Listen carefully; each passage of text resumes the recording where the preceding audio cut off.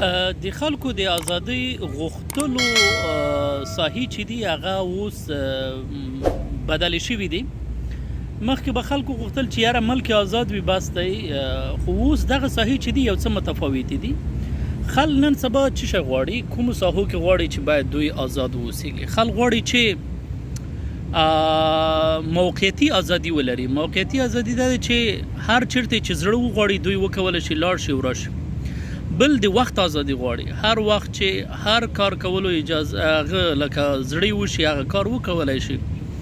یعنی مقید نه وي چې 9 نه 5 بجو پورې به دلته کار کوي بل کار نشي کولی. که کار و هغه دی او که کار نه و ته به چټي ناست وي.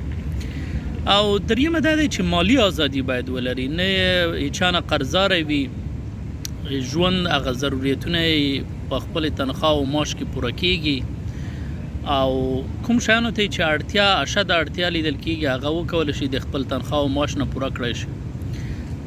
څلورمه مذهبي ازادي دی، څوک لکه غوږ نه راونه نیسي چې حتمي به دلته لمونځ کوي، دلته به درېږي، یا به په دغه ډول باندې لمونځ کوي یا به په هغه ډول باندې لمونځ کوي، یا به دا کار کوي یا به هغه کار نه کوي.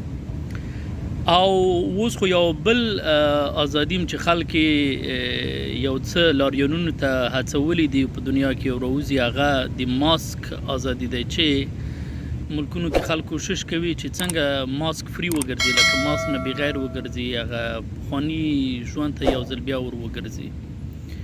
نو تاسو کوم ډول ازادي غواړئ؟